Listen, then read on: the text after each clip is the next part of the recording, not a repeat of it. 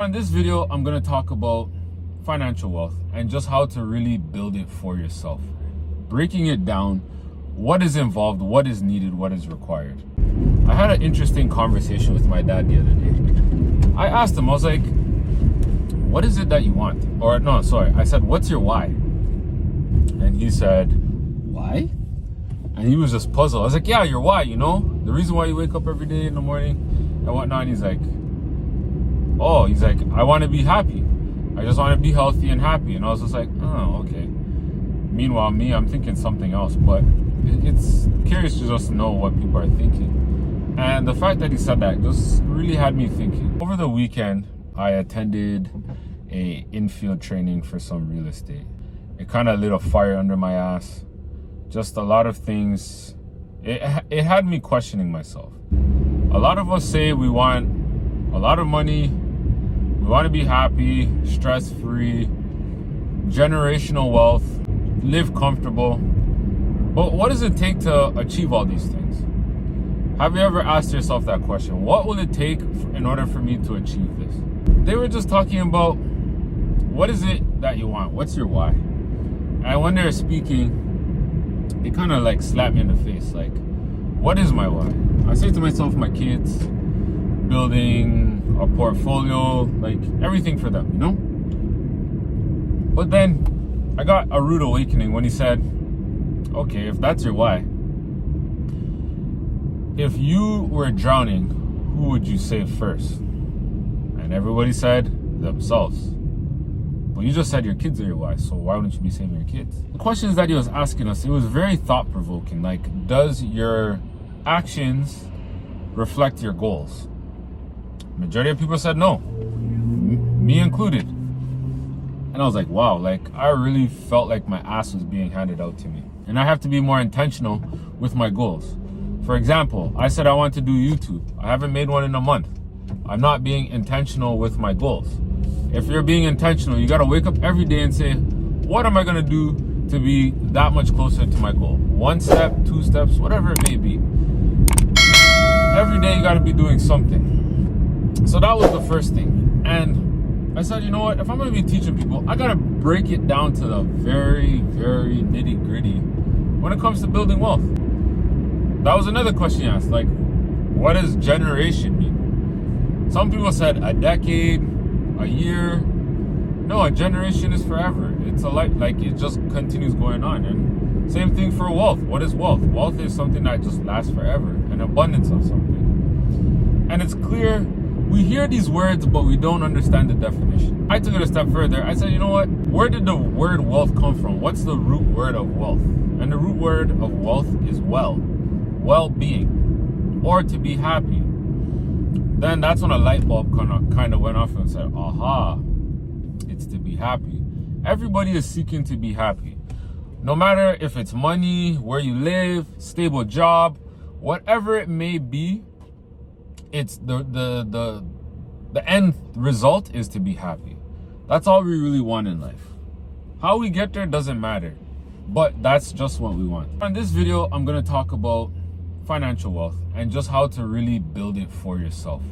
Breaking it down, what is involved, what is needed, what is required. And this is in no particular order. So the first being is income. You will need an income to build your wealth. If you have no money, how are you going to build anything? Income is something that you need. Income, whether it's you producing the income, you have a business that produces income, something needs to come in. That's, to me, is the start of everything. You got to have that income. Oh, before even income, I apologize. Mindset. If your mindset is not right, nothing will happen. I'm not going to really deep dive into mindset. I'll do another video on that later, but let's get back to the wealth building. So you need an income. You need to know where this money is coming from. Once you have income, then you can say, hey, all right, let me start my cycle of wealth. What is it that I would need next? You need to have a game plan. If you don't have a game plan, nothing's going to happen for you. I remember when I used to make a shit ton of money DJing, but I never had a plan for that money. I just got it and I spent it, not thinking years later, hey, what could I use this money for? What, how can this benefit me later on in life? I never thought of these things. I just said, yo, I'm gonna buy this, I'm gonna buy that, and just be happy in the moment with material things. And you know what's funny? A lot of the money that I spent, say on clothes and shoes, I never ended up wearing. I just bought it for the sake of having it. I don't know what it was. Maybe because I didn't have a lot growing up and I was just kind of filling that void for myself. But I never really wore these things. It's literally, I just spent money on it. Half of the time I was just giving it away. I was like, why in the world did I even buy this stuff? Like, it just made no sense to me. So income is the first thing. Then having your game plan. The next thing that you need to do is you got to save. And this is money you save for the future. And I don't mean just save money for the sake of just saving it. No. That's what the majority of people do, and that's not what I'm talking about here. You're saving for future opportunities. You're saving for your future self. Whatever it is that you want to do. Opportunities come up. For example, I had an opportunity to invest in a company. And I think this company is going to change the world. And guess what? I didn't have anything saved. I missed out on an opportunity because I was just spending here, there, and everywhere. So you want to save for the future for just in case. Or whatever it may be that you're setting up. If you have a business that you want to start, you want to buy real estate, say a home or investment property, you're going to have to save money. Nobody's just going to come into a lump sum of money just like that. Like, no, it doesn't work that way. You're going to have to save something for the future. For me, how I got my first place, I saved money. When I made some money at work, I saved some of it. I put it away. Yeah, we know that banks are ripping us off. They're only giving us 0.0000001% interest on our money monthly. But if you practice saving a little here, or a penny saved here, a penny saved there, even though we don't have pennies anymore, depending on where in the world you live, over time it adds up. It just becomes bigger and bigger. It's easier and easier to save. Think of your money, this is like a horrible analogy, but think of your money like a dust ball. If you leave that dust ball there and that dust starts attracting more dust, guess what? That dust ball becomes bigger and bigger, and to the point where you're like, man, this is disgusting. Like, I need to clean up this area. Now just think of it in the reverse order. Your savings account. It's disgusting looking at it because you're not making no money off of it. But if you have a plan for that money later, who cares? Just save what you need to save for your future self. So if you want to save for a car, then do so that you can eliminate having to make car payments.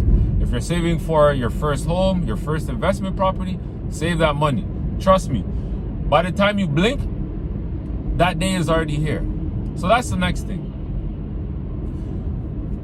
Pro tip, if you really want to save your money at an accelerated rate, learn about investing. And I mean the stock market. That is probably one of the easiest places that you can learn to invest your money. And the entry to, or the room, whatever you want to call it, the entry level to get into the stock market is not hard. You can sign up for an account, basic account, something like Wealthsimple, Robinhood, wherever it is that you live, and you can open up a basic account. I would suggest even opening up a dummy account and learning about the stock market.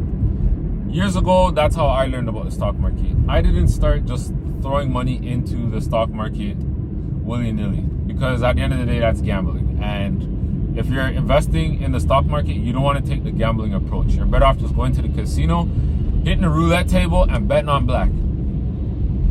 But learn about investing. Learn about the stock market. I think that's the easiest thing that you can do when it comes to investing. You can use the stock market like in a high interest savings account. Like if you learn about index funds, mainly, yeah, let's just stay with index funds because that's just a basket of stocks. So index funds. Also, this is for educational purposes only. Nothing I say here is to be used. Use your own discretion. Seek professional advice. I'm just doing this for educational purposes. But yeah, you can use like say the S&P 500 as a high interest savings account versus a regular savings account. Yes, there's some risk involved. It can go down, but it can also go up. But if you're saving for the long term, it's a great place. However, you're going to use investments. This can also help your money grow. So if you do have some extra cash or you're looking to grow your money for the future, perfect place. You can use this also. You can also use this for your retirement account as well. So investments, I encourage you to learn about the stock market. Start with the basics and just add to it every so often. Maybe even create a group with some friends that are interested and learn about the stock market. From there, we move on to budgeting. Planning how to use your money wisely. Have a plan before you get your money. It will help you out significantly. They say to fail to plan is to plan to fail. But if you plan ahead, then how can you fail? You might have some hiccups here and there, but that's fine. You can adjust that as you go along. So setting up, treat your money as if they are your young soldiers. Or not young, but just your soldiers. Treat it as if they're your soldiers. Give them duties. What is it that they're supposed to do? All right, your duty is to buy me food. Your duty is to pay off my debt. Your duty is to pay my rent or mortgage. Whatever it is, assign a task for your money. Because if you don't assign a task for your money, guess what it's going to do? Run away from you. Your money will continuously run away from you if you don't tell it what to do. Assign a task for your money. So budget, please. All right, you're probably saying, oh, I never budgeted before, blah, blah, blah. Okay, I'll give you a 3-step method for budgeting. It's very simple. So simple, my children can do it. You're going to create 3 buckets. The first bucket is your needs bucket. 50% of your income should go towards your needs. Your rent, your groceries. If you have a car, that goes in your needs bucket. Then you're going to do 30% into your wants bucket. That's your entertainment, your leisure, anything that you want to do will go into that bucket. Then your last bucket is your saving and investing. That's 20%. So you're saving for a house, you're saving or you're investing for your retirement, whatever it may be. I forgot to comb my beard this morning. Damn.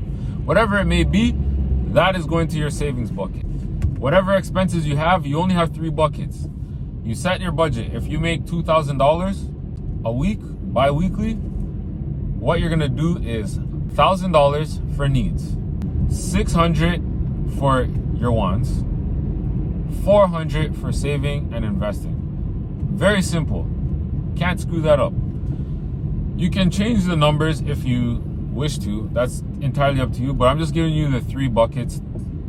That's very simple to use to help you start creating a budget. If you are going to take away from a bucket, take away from your wants before you take away from your needs or savings. After you have your budget, you're going to want to crush your debt. And when I say crush your debt, you should put that in your needs bucket automatically if you have debt. Whatever it is that you need to get rid of, put it in the need bucket. You can put it towards, let's keep it in the needs bucket because you need to get rid of this. And when I say you need to get rid of this, because what is debt? What comes with debt aside from interest? If you said stress, give yourself a check mark. Stress. Everybody hates debt. Nobody likes it unless it's good debt. But if you got bad debt, why do you want to carry that? I have some people tell me they have student loans from 19 how long and it's stressing them out. Then get rid of it. It's as easy as that. You have the debt, you took it on, you got to get rid of it. There's nothing, no ifs, ands, or buts. And if you're thinking about filing bankruptcy, think again. That's not a good thing to do. You don't want to file bankruptcy. If push comes to shove, a consumer proposal is better than a bankruptcy. But bankruptcy is something that you kind of want to stay away from. So you want to crush your debt. There's a couple of ways that you can crush your debt. One, you can continue doing the way you're doing, which is getting you nowhere. I hear some people, oh, I got debt, I'm paying it off, blah, blah, blah, but they have no plan of action of how they're going to pay off that debt and when they're going to pay it off. It's just, as it comes, they pay it. Like, no, that's not a game plan. If you're trying to win the battle, create a game plan to win the battle. Start with, there's 2 methods you can use. You can use a snowball method, which is taking the smallest debt and paying that off. You take the smallest debt, you pay a large chunk towards that. All the other debts you pay off, you pay the minimum. Once that small debt is paid off, you move on to the next debt. And the money the lump sum that you had for that small one, you roll it over into the next one. And you keep doing that until the snowball becomes bigger, bigger, and bigger to where then you eliminate it altogether. So that's the snowball method. The next method is the avalanche method, where you work on the highest interest first and then work your way down to the lowest interest. So you have two methods that I gave you. Well, I gave you three, but one we're eliminating altogether. So the snowball or the avalanche. Snowball becomes bigger and bigger in terms of your payment. Avalanche, you're going down the hill, so like you're going towards a smaller amount of interest later. Also, a little tip for you. If you have a line of credit, I would suggest using that, paying that last before anything, even if the amount is high. Reason being is you can claim that interest on your tax return. Speak to a tax professional before doing so, because there's some stipulations around that. But the interest that you're charged on a line of credit, you can claim that on your tax return versus the interest that you're charged on a credit card. The next thing is taxes. We all have to pay taxes. There's no ifs, ands, or buts. If you haven't filed your taxes for the last 8 or 10 years, please file your taxes. Like, you're doing a disservice to yourself for two reasons. One, if you owe the government money, guess what they're tacking on? Interest. And if the government really wants to be shiesty, guess what they're going to do to you?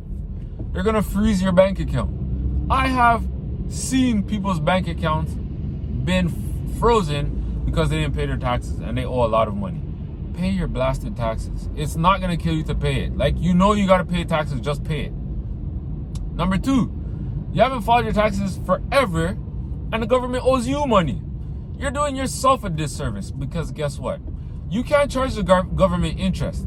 It's an interest-free loan to the government. So do your taxes, get the money that's owed to you. Do your taxes, pay the money that you owe, and clear that off the table. Because when it comes time to purchase a house or get a business loan, if you have a business or need pretty much those are the two biggest things. They're gonna say, hey, are your taxes up to date? And I think if you need a student loan as well, but I'm against student loans anyways. But they're gonna say, are your taxes up to date? And if you say no, guess what? They're gonna say, sorry, we cannot help you. They're gonna just shove you out the door. So pay your taxes. It's as simple as that. Or just file your taxes. If you pay, pay. If they owe you, even better. Also, get yourself a good accountant. Don't go to like H&R Block or Taxtron or whatever these services, Softron taxes. Yeah, they're great because of the price, but at the end of the day, they're not gonna help you reduce how much you have to pay in taxes. And for those that make a lot of money, paying taxes is not the end of the world. There's ways around that you can reduce the amount of taxes you pay. Get yourself a good accountant. That's how you can reduce the amount of taxes that you pay. So if you're making a lot of money, taxes should be the least of your worries. What you should do is get an accountant to help you maximize or minimize how much you pay in taxes if you're somebody that pays taxes. And for business owners, file your blasted taxes. You get taxed after the amount of money you make, not when you make the money. It's after your expenses. So if you're sitting there not doing your taxes, guess what the government's gonna do? They're gonna calculate and be like, oh, this guy made whatever last year, so we're just gonna use that as a baseline and tax him based off of that. You don't want to do that. File your blasted taxes, please. Retirement. Make sure you have enough. When you stop working. So going back to that infield training I went to, yo, the man said something I've never heard before, and literally my whole mindset shifted when it came to saving for retirement. No. We don't save for retirement no more. We invest in our retirement. Don't save for retirement. Invest for retirement. Yo, when the man said that, he had to say no more. I was ready to just walk out that room, go all the way back to Canada, and just start a whole new game plan. When you save for retirement, especially with banks, guess what the bank does? If you have money in, say, a RSP and it's doing nothing, more often than not, the bank's gonna take that money, use that money to the power of 10. So if you have $100, times that by 10, they're gonna lend out $1,000 and make a bag of money off of it. and give you crumbs. Yes, crumbs, you know, little sprinkles. Where's my camera? Right here, little sprinkles, crumbs. That's all they're gonna give you based on your money. Don't give banks that freedom to use your money. Use your money for you. Invest that money. Get a financial advisor if you have to. Mind you, some charge an arm and a leg, but find out what their fees are before getting not even started. You can go to the bank too if you want to. I kind of stay away from banks, but get a great financial advisor. Let them invest for you if you're not good at investing. Don't leave that money sitting there for somebody else to use it and benefit off of you. Because by the time that dollar that you save today is going to be worth like 50 cents when you retire. You need to have that money continuously working. A dollar sitting is a dollar dead. You have to let that money work. Treat that money like a worker. They can work 24 hours around the clock.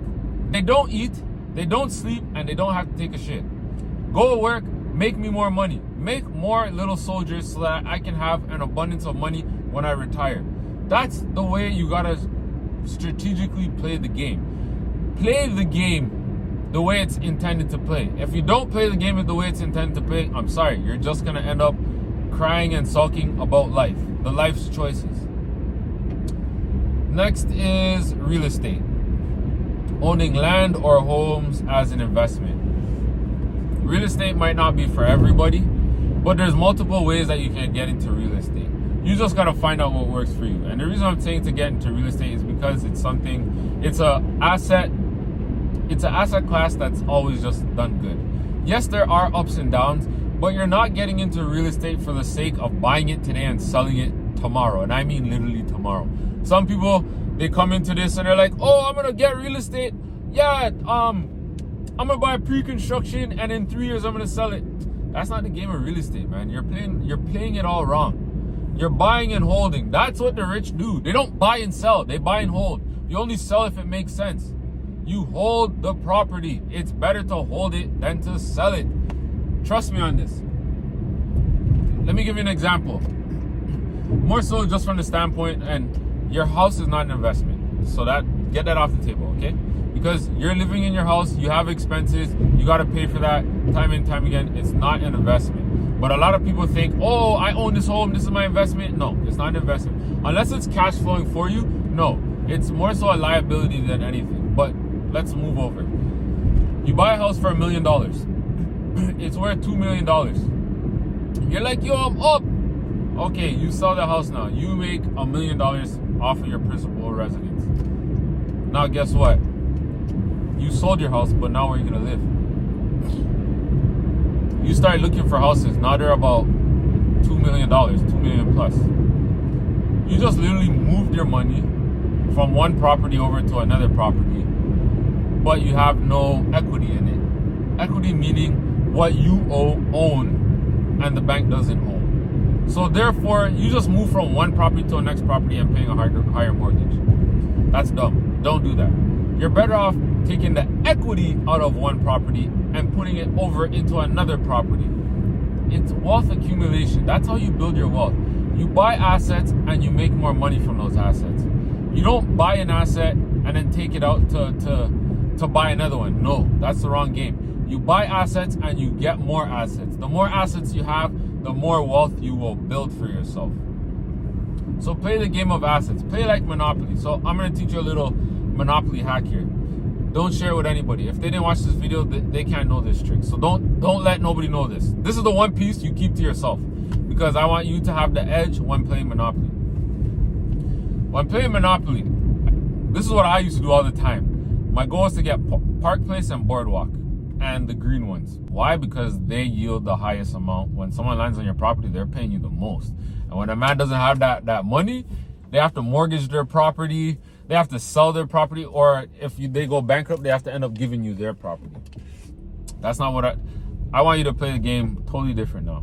When you get property, what you want to do is you want to buy all the greenhouses. Screw the hotels. Why? Because when you buy a hotel, guess what? You put 4 greenhouses back in rotation for the next player to buy. So if you have all the hotels and somebody has all the green properties, you're more likely to land on somebody's property with the greenhouses than somebody with a hotel. When you hit the like, unless you just really have bad luck with rolling the dice. Feel sorry for you at that point. But if you buy up all the houses, guess what? Supply and demand. There's no more houses. And in order to get a hotel, you have to buy the greenhouses first. So at that point, if you got all the greenhouses, yo, you just mess up the board. Like, you don't even have to have Park Place and Boardwalk. You can have everything else but those, or that one strip. You can have everywhere.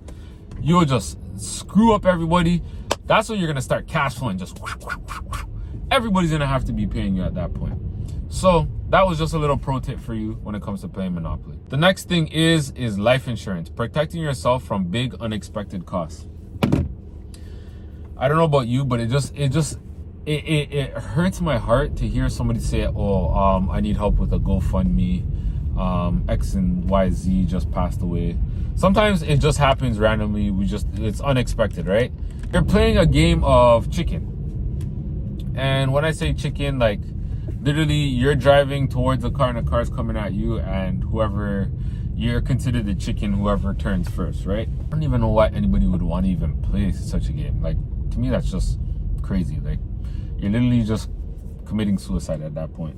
If we get insurance for our cell phones, why not get insurance for our life? Like, some of you will literally spend $7 to $10 a month for phone protection. You're protecting your phone, but you won't protect your life? Like, how does that even make sense to you? Some are probably... And if you're saying, I don't need life insurance or whatever, you're being selfish. And you're being selfish. Like, really think about it. You really want to put stress on somebody to bury you, or to find GoFundMe money to bury you? Like, to me, like, if that was the case, like, if somebody really said, nah, like, I'd rather put insurance on my phone versus my life, like, I'm lost for words at that point. I don't know about you, but I'm lost for words, because to me that just doesn't make any sense. Yeah, it can be daunting sometimes, but there's life insurance policies set up where you can do like a payment plan for like 20 years, 10 years. You can do a term plan. Like, there's different things that you could do for life insurance. So, like, if you heard of one way, it's not the end all be all. So if you thought you have to pay forever, no. But life insurance is something that's important. It's the same thing like driving. Like, if you got into an accident, you want car insurance because, one, you want your car fixed when it gets into an accident, or two, you want to make sure that the other person that you hit doesn't come after you and sue you for whatever, right? Could you imagine being sued for $2 million? And literally they come after everything that you own. They say, all right, your bank account, we're freezing, we're taking all your money. The house that you have, we're selling because you don't have the money to close out this settlement because you didn't have life insurance. Imagine taking somebody else's life and their family comes after you for money, for pain and suffering, or grief, whatever they call it, and not having life insurance in place. Literally, your life is going to become a pain and suffering because you didn't have the money to pay them out because you didn't want to take a life insurance policy. Now you're maybe thinking, but if I'm dead, what does that even matter? You can use life insurance when you're actually alive. And if you didn't know that, you need to link up with a financial advisor or somebody that sells life insurance and let them educate you on it. So I'm just going to give you a quick rundown of how you can do this play. And this is something that I do. And this is called infinite banking. What it is I purchase a life insurance policy that I can borrow against. When I say borrow against, I put money into a life insurance policy and I can take the money out as I see fit. No ifs, no ands, or buts.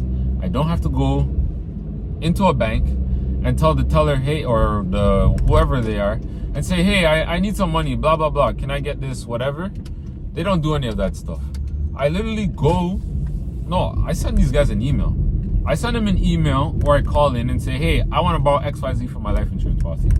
They say, okay, that's it. There's no questions asked.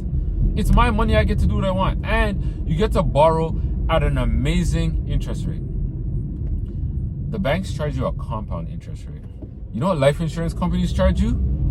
A simple interest rate. one interest rate. It doesn't, they don't say, all right, 20% compounded over 10 years. No, none of that BS. It's simple interest. If I borrow $1,000, they will charge me 5%. 5% of $1,000 is like $50. That's it. I don't pay nothing. $50 a year. That's it. That's all I gotta pay. Nobody's asking me questions. What am I using this money for? Do you have a way of paying this back? It doesn't work that way. So learn about life insurance.